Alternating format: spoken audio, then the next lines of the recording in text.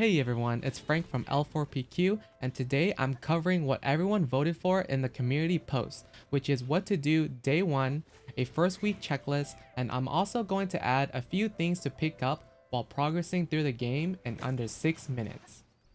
I don't have much time, so let's get started. So after everyone has done their optional rerolls, which is something I won't cover since a lot of creators already made great videos of it, the first thing you want to prioritize is the main story. I've mentioned it before on previous videos, but if it's like the Chinese version, the story will be gated daily, so you want to do as much as you can while also unlocking teleporters and other content so you can access them later. Next, after you've done the story for the day, you want to start looking at dailies and using some of your vitality immediately, so you can start regenerating more vitality to access more of these content for materials. Your main dailies include the Mia Kitchen, daily bounties, crew donations if you're in one, and simply logging in. After you've done those dailies, you want to start looking at ruin exploration. These will not only give you some relics and relic shards, but also various upgrade materials like suppressors, which will raise your gear score quite a bit. So do as much as you can for your level. Now that we upgraded from the ruin exploration, let's go back and do some more vitality content. The ones we want to focus on early game is Dimensional Trials and Interstellar Exploration. These will give you materials for XP and to limit break your weapon. Another important game mode is Joint Operation, but you don't want to focus on armor just yet. Keep focusing on leveling weapons and matrices until you reach around level 37. From here, you can finally get purple armor from Joint Operations and you can start farming for those. During the week, you want to start upgrading decent purple gear you obtain by enhancing and raising its stars. The gear score scaling from level 43 to 50 is very high because level 50 is where you can start farming for gold armor. So don't neglect your purple armor because you need to be as strong as you can be to tackle operations level 50 and above. If you are limited on time, Omnium Beacon is another good way to use your vitality if you don't want to cap. Also, if you really need gold, then you can do Space-Time Domain, but I wouldn't recommend it since you get most gold by doing other content anyway. After you've done most of the core stuff, you can start looking at less important dailies and other weekly content.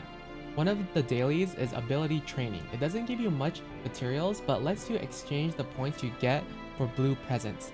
This is something I forgot to mention in my shop guide, but presents actually unlock additional passives for your characters which further enhances their power, which is actually the main reason why you want it. So use gifts on your main DPS weapons first. Speaking of gifts, there's daily gifts you can get. One of them being this NPC right here, and the other by doing this claw machine game in Sky Carnival. You can only access these after you finish the story quests around there. At Sky Carnival, you can also go to the vending machine and try your hand to obtain a strawberry iced soda, which is one of the things you need in order for you to get the SSR Relic Arms. Now you can try to prioritize this relic earlier if you're feeling pretty weak and you need an extra boost of damage. Here's a guide for you to follow by Zakun. This leads me on telling you one of the things you want to pick up along the way to make strawberry iced soda or just really good foods in general, which is honey.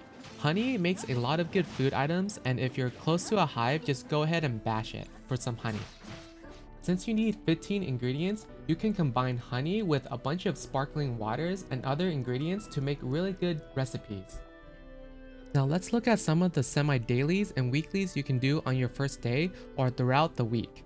Frontier Clash is a pretty good game mode for you to obtain gear for now until you reach level 37 to farm Joint Operations. Bygone Phantasm is one of the ways for you to get materials for armor, and you should also do as much as you can throughout the week before it resets. Void Riffs is one of the ways you can get matrices, and Wormholes lets you farm extra purple and gold orbs that you can exchange for more armor progression. Raids have essential armor pieces, but you won't be able to do them till level 65, and PvP is up to you, but it does give black crystals, which is pretty enticing. If you've done all of these things I mentioned, you should be able to complete your weekly activity by now, and from then on, you can start looking at other horizontal content in the game. Last thing I wanted to add is the passcodes for these places that are locked. It would have taken quite a bit to look for the passcodes, so this will help quicken the pace for time management. Honestly, there's lots of content for you to do in the beginning, so try to pace yourself and do things one step at a time. And with that, I'll see you in the next one. Peace.